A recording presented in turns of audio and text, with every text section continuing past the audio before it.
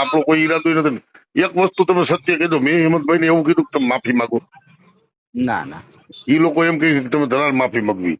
ના માફી નાગદીભાઈ હેમંતભાઈ ભાઈ ને બસ મજા મજા ભાઈ. સાહેબ નો ફોન હમણાં હતો. હું આજે ઓફિસે એકાદ વાર ટ્રાય કરી તો એંગેજ હતો ને પછી ઓફિસ માંથી હમણાં ફ્રી થયો. જી જી. તો પધારો, આપણે 7 તારીખે છે અને વિધાઉટ કોઈ ટેન્શન રાખતા નહીં. તમે એક આપણા બંધુ સમાજ બંધુ છો. અરે મને ટેન્શન નથી, મને ટેન્શન એ છે કે ઓલા લોકો બે ઉપડી ગયા છે. ના ના ઉપડી ગયા ને, એને આપણે કહી દીધું છે મારી વાત સાંભળો, મને મને મને કોઈ ટેન્શન નથી. મને એટલી ખબર પડે કે આપણો કોઈ ઈરાદો નથી. એક વસ્તુ તમે સત્ય કહી દો, મેં હેમંતભાઈ ને એવું કીધું કે તમે માફી માંગો. ના ના એ લોકો એમ કહે કે તમે ધરાર માફી માંગવી. ના માફી મગાવવામાં શું હતું ખબર નિખિલભાઈ, કે આપણો વિડીયો ને લીધે હાવ લવર મૂછિયા કહેવાય ને. આપ તો વડીલ છો, પીઢ છો, પણ જે 22-25 વર્ષના છોકરાઓ જે કોમેન્ટો કરતા હતા ને, એટલે આપણને એમ થયું કે ચાલો આ હવે આપણને એવો છો. પણ એમ નહીં તો પછી હેમંતભાઈ આ લોકોને કીધું છે કે તમે આવું કરો. આપણે કોઈને નથી કીધું, પણ એકવાર લોકો સુધી પહોંચ્યું ને એટલે આપણને એમ થયું કે આ સમી જાય એમ, કે ભાઈ આપણે આ કહેવાથી જો સમાજને ગમતું હોય તો એ તો અમે સ્વૈચ્છિક રીતે કર્યો છે ને. અમે અને ક્યાંય એમાં મારી કોઈ ભૂલ હોય તો કયો. ના એટલે સમાજને માફી માંગવાનું કારણ એ અને આપણો મારો કોઈ એવો ઈરાદો હતો કે ભાઈ આપણે કોઈ માફી મગાવીએ કે હું કોઈ આ વાયરલ કરું. નિખિલભાઈ તમારો બેઝિક મેં આખી વાત સમજી ગયો છું કે ભાઈ બાબા સાહેબ ના સિદ્ધાંતો છે, એમાં ક્યાંય બાંધશો ન જોઈએ. મારી વાત સાંભળો, એવી વાત નથી. બાબા સાહેબ ના પુતળા કેને હળગાવ્યા હતા? આરએસએસ સિવાય કોઈ હળગાવ્યા હતા? અને હું કે તમે કે હેમંતભાઈ કે અથવા તો XYZ જે કોઈ વ્યક્તિ પ્રતિષ્ઠિત વ્યક્તિ હોય એ કોઈ પણ નિવેદન આપે ને તો એની સીધી અસર સમાજમાં પડતી હોય. આપણો તો ધ્યેય એટલો જ હતો. અને બીજું શું છે નિખિલભાઈ, કે આમ તમે હજી કદાચ બહુ નજીકથી નહીં મળ્યા હોય, હેમંતભાઈ ભજનના માણસ છે.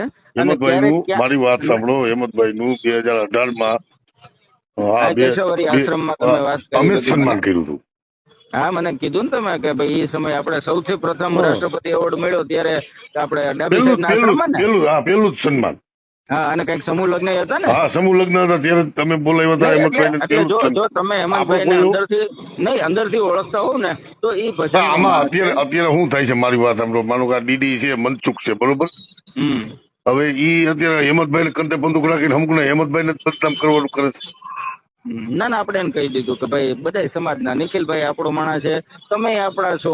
તો પછી ઘીના ઠામમાં ના અંદરો અંદર ટાટિયા ખેતી શું મળશે યાર? છેલ્લે શું થશે ખબર, કે આ ત્રીજો માણસ ફાવી જાય આમાં. એટલે બેટર ઈ છે કે આપણે એક પાટલે બેસી જાય. જ્યાં જરૂર લાગે મને કહેજો, હું મનસુખભાઈને વાત કરી દઈશ. તમારે ડીડી નહીં તો આપણે ચોખ્ખી ના પાડી દીધી છે કે ભાઈ તમે આ વસ્તુ કરવાનું. અમને પૂછ્યું તમે સીધું એમ કહો અમારો કોન્ટેક્ટ કરો, અમારો આમ કરો.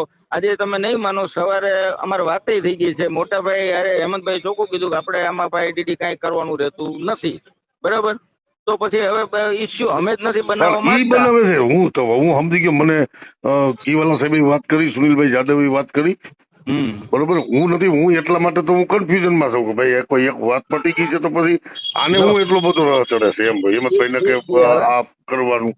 હા હવે એમાં એવું છે કે આપણે કોઈ આમાં ક્યાંય પિક્ચરમાં છીએ ને, પેલી વસ્તુ. બીજું હવની રીતે હવને લાઈક મેળવી છે ને વિડીયો બનાવવો હોય તો એને મુબારક. આપણે તો એને ના પાડી શકીએ. તમને આમંત્રણ એટલા માટે છે કે તમે આવો, આપણે એક સાથે જમીએ બધા. અને કોઈ જો વાંધો બીજો સમાજનો હશે તો એની જવાબદારી અમારી. આપણે કઈ બીજું અને તમે અમારા મોઢા નહીં પછી યા કઈ એવો કોઈ કોન્ટ્રાવર્સી વિધાન આપણે કરવા નથી આવતા. આપણે એક બર્થડે છે ને ખુશી ત્યારે જમીએ છીએ. આપણે કોઈ રાજકારણની મિટિંગ નથી કરવાના અહીંયા, બરાબર. એટલે અમે તો એક છે કે ભાઈ તમે આવો ને તો આ એક મંદુક આપણું પૂરું થઈ જાય. મને કોઈ મંદુક નથી નાગદીભાઈ, મને કોઈ મંદુક નથી. પણ એવું એને મારા દુશ્મન કોઈ નથી. અને હેમંતભાઈ કદાચ ને હેમંતભાઈ ને કોઈ આ તો કઈ નહીં. એક તમને ખબર હોય તો ચોટીલા હેમંતભાઈ નો પ્રોગ્રામ હતો વિશનભાઈ નો નાયરે, બરોબર. ત્યારે ઈ સ્ટેજ ઉપર જરાક ઓલું થઈ ગયું. મેં જ હેમંતભાઈ ને કવર કર્યા હતા. તમે તમારા મુંજામાં હું અહીં બેઠો છું. એવું હતું?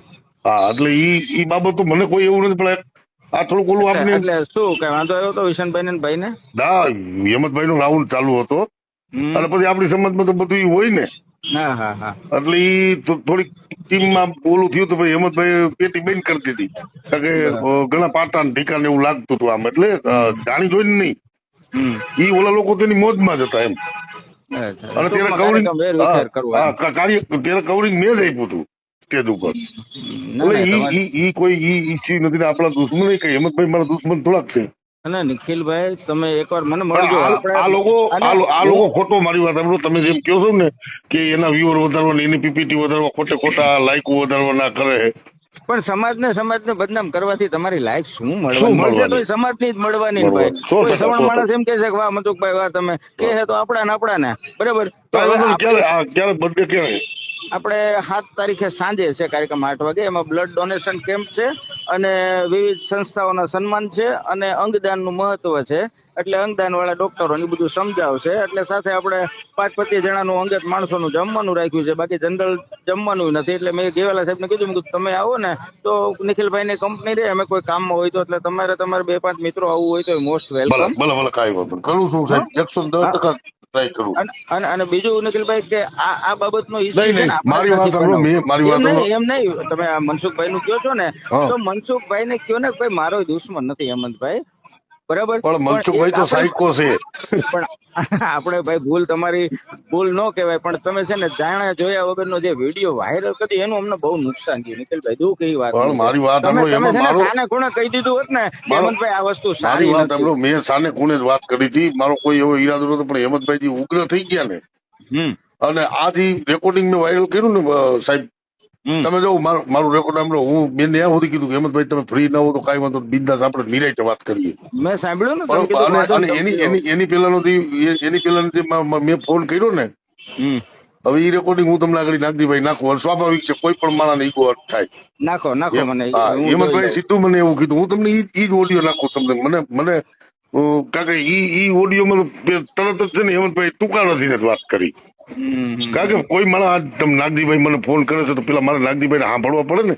ના સોમાન તો બધાનું કે ભાઈ નાગદીભાઈ ક્યાં કારણે ફોન કર્યો છે, નાગદીભાઈ છે કોણ, હું તમારો પરિચય કેળવું કે આ ભાઈ હાલો તમે મને ફોન કર્યો છે કોણ છે. પણ એમાં શું થયું, તમે જે થોડીક ગરિમા હેમંતભાઈ ના નામ પ્રમાણે જાળવી અને આ સીધું વાયરલ કરતા પહેલા કઈક થોડીક સલાહ લીધી હોત ને, કારણ કે સમાજ સીધું નથી, મેં સીધું નથી વાયરલ કર્યું. તો ઈ પછી તો મેં રાત્રે સેટ કર્યું વાયરલ. મેં ઈ પછી તો પાછા હેમંતભાઈ ને 2-3 ફોન કર્યા, પણ મારો એને બ્લેક લિસ્ટ માં નાખી દીધો હતો. આવું થયું, મેં સીધું નથી. ઘટના ઘટી. ભલે કાંઈ વાંધો. આમાં અમને એટલું આનો સાર એટલો મળે છે કે હવે અંદર કૂટવાનો અર્થ નથી નિખિલભાઈ. નહીં, હું તમને રૂબરૂ મળું છું, તમને કહું કે જો એક વ્યક્તિ, મારી વાત સાંભળો નાગજીભાઈ, આપણા બધાય કરતા છે ને વિચારધારા મહાન છે. આપણે બધા ગુણ છે. હું તમે હેમંતભાઈ થી માંડીને કદાચ ગુણ, કારણ કે આપણે જેને જેના લોહીના રોટલા આપણે ખાઈ છીએ ને, એ વ્યક્તિની વિચારધારા આપણા બધા કરતા મહાન છે. વિચારધારા આપણે જીવતી રાખો તો જ ભાવિ પેઢીને ફાયદો થશે ને. કઈ વાંધો નહીં. આપણે 7 તારીખે છે ને?